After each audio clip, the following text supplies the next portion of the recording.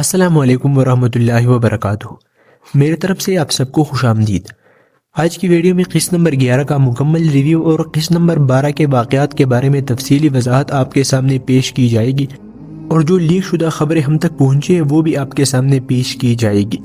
اگر بات کریں قسط نمبر 11 کی تو قسط نمبر 10 قسط نمبر 9 سے اچھی تھی، اور قسط نمبر 11 اب قسط نمبر 10 سے بھی زیادہ اچھی بنائی گئی ہے۔ اور اب نئے قسط کا ٹریلر دیکھنے کے بعد ایسا معلوم ہوتا ہے کہ قسط نمبر 12 اس لیول تک جا پہنچی ہے جس طرح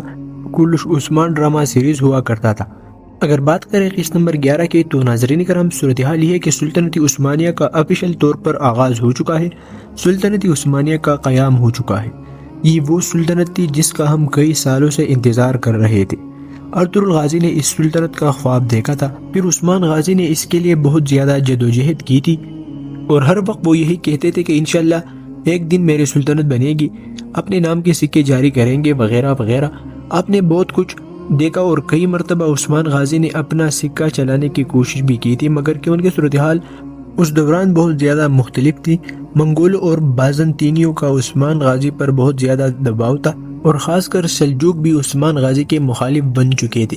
کیونکہ وہ منگولوں کے غلام تھے۔ اس لیے عثمان غازی اپنی سلطنت کا آفیشیل آغاز نہ کر پائے، اور نہ ہی انہوں نے خود کو سلطان کہلوایا، کیونکہ سلطان کہلوانے کا مطلب صرف یہ نہیں کہ خود کو سلطان کہہ کر پکارا جائے، اس کے پیچھے بہت سارے مسائل اور بہت ساری نئی آفتیں چھپی ہوتی ہے۔ اور جب کوئی شخص خود کو سلطان کہلوا دیتا ہے تو پھر اس کا مطلب ہے کہ وہ آنے والے مشکلات کا سامنا کرنے کے لیے تیار ہے۔ آپ نے دیکھا کہ جیسے ہی اورحان بے نے اس قسم میں خود کو سلطان کہلوایا تھا تو دمیر خان کی اس دوران کیا کیفیت تھی، مطلب کہ وہ اورحان بے کو سفید کپڑے پر دا کی طرح دیکھ رہا تھا، اور اس کا مقصد آنے والے قسم میں یہی ہوگا کہ وہ کسی بھی طریقے سے اورحان بے کو نقصان پہنچائے اور اسے سب کچھ چھین لے، اور اس کے لیے وہ آنے والے قسم میں تیمور تاج سے بھی ملاقات کرے گا۔ پچھلے قسم میں ابھی وہ تیمور تاج سے مل چکا ہے، لیکن آنے والے قسم میں یہ پھر تیمور تاج کے پاس جائے گا، اور اب یہ دونوں اورحان بے کی سخت مخالفت کریں گے۔ اور قسط کے شروع میں ہی دمیر خان اورحان بے کے دیوان سے نکل جائے گا، اور وہ یہی کہے گا کہ ہم تمہیں سلطان نہیں مانتے، اور اب آپ ہمیں اپنا مخالف پائیں گے، لیکن درسن کائی قبیلے میں رہے گا، اور وہ اورحان بے کا ساتھ دے گا۔ اورحان غازی کا نیا پرچم ایک تاریخی پرچم ہے، اور اگر آپ سلطنت عثمانیہ کی تاریخ پڑھیں تو وہاں آپ کو جو تاریخی تصویریں ملے گی اورحان غازی کے پرچم کی، تو وہ بالکل اسی طرح کی ملے گی۔ اس کا مطلب ہے کہ یہ تاریخی پرچم بھی ہے، اور اس کا تعلق مذہب سے بھی بہت زیادہ ہے،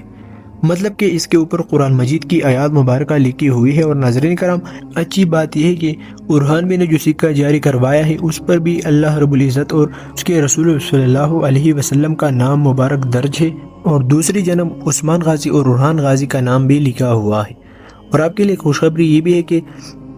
جس محل کی تیاری ہو رہی تھی، مطلب کہ بزداق فلم پر جو نیا محل تیار کیا جا رہا تھا، تو اس کی تیاری بھی کمپلیٹ ہو چکے ہے، بس صرف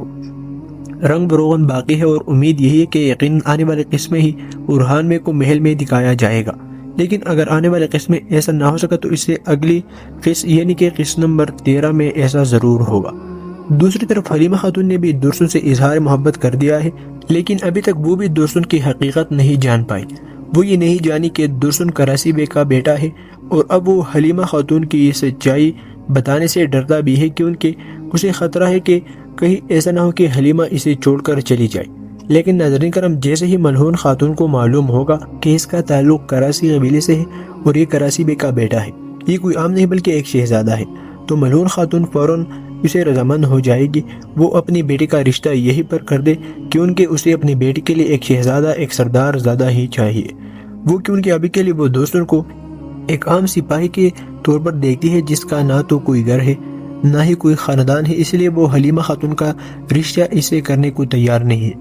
فلاویس اور فاطمہ خاتون کے متعلق جو کچھ بھی آپ دیکھ رہے ہیں، خاص طور پر کچھ لوگوں کو یہ بہت زیادہ اپنے دماغ میں ڈالنا ہوگا، اور کچھ لوگ اس سے ناراض بھی ہوں گے۔ تو ناظرین کرام، صورتحال یہ ہے کہ پچھلے قسطوں میں جو بھی بزداق نے گل ولائے تھے، جو کچھ بھی بزداق نے کہانیاں بنائی تھی، وہ اب انہیں کلوز تو کرنا تھا، اس لیے اس قسم میں فلاویس اور فاطمہ کو بہت سارا اسکرین ٹائم دیا گیا، اور ان کے سینیروں کی تعداد بہت زیادہ تھی۔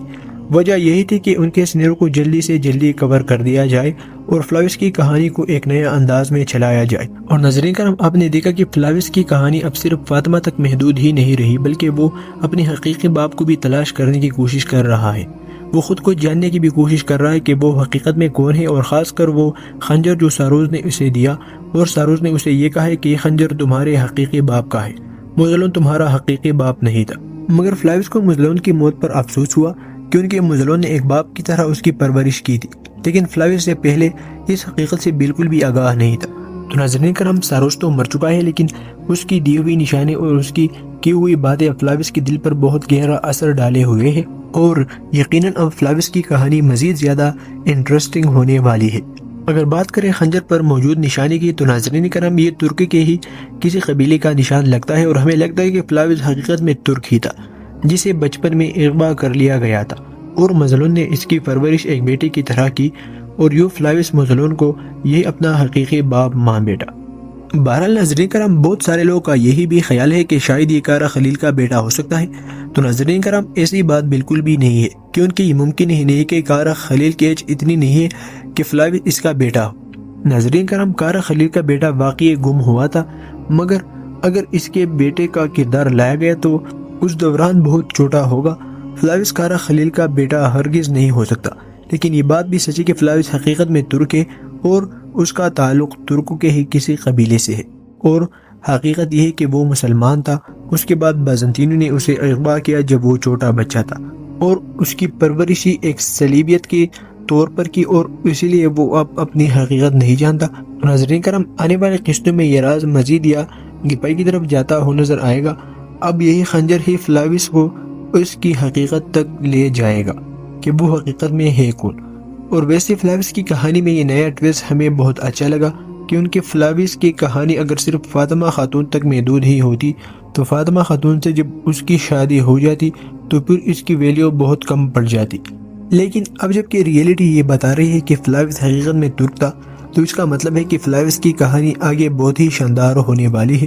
اور ناظرین کرام، تاریخ کے مطابق بھی ایورانوس کا کردار کچھ ایسا ہی تھا۔ اس کے حقیقی باپ کے بارے میں بہت ہی کم معلومات ملتی ہے۔ بہت سارے ترک مورخ اسے ترک کہتے ہیں، بہت سارے ترک مورخ اسے بازنطینی کہتے ہیں۔ تو ناظرین کرام، ہمیں لگتا ہے کہ فلاویس مسلمان ہونے کے بعد اس کا نام ایورانوس رکھا جائے گا، اور لیکچرر ذرائع بھی ہمیں یہی خبریں دے رہے تھے کہ فلاویس مسلمان ہوگا اور اس کا نام ایورانوس رکھ دیا جائے گا، اور پھر یہ تاریخی جنگجو بنے گا جس کی ایج 129 سال ہوگی، اور یہ اورہان میں اور پھر اس کے بیٹے مراد کے ساتھ بہت ساری جنگوں میں شرکت کرے گا۔ اگر آپ لوگ فلاویس یعنی کہ ایورانوس اوغلو کی مکمل تاریخ کے بارے میں جاننا چاہتے ہیں تو ناظرین کرام، میں نے کچھ دن پہلے ویڈیو بنائی تھی، میرے چینل میں موجود ہے، کہ فلاویس کا بچپن کیسا تھا اور اس کا نام کیا رکھا گیا تھا، تو اسے ضرور دیکھیے گا۔ اس ویڈیو میں میں نے فلاویس کی مکمل تاریخ بڑی ہی ڈیٹیل سے اور بہت زیادہ تفصیل سے بیان کی ہے، اور اس کی اصل نسل کے بارے میں بھی بتانے کی کوشش کی ہے۔ تو ناظرین کرام، کیسی لگی آپ کو ہماری ویڈیو؟ اپنی رائے کا اظہار کمنٹ سیکشن میں ضرور کیجیے گا، اور اگر ویڈیو انفارمیٹیو اور اچھی لگی ہو تو لائک کریں اور ہمارے چینل کو سبسکرائب کریں۔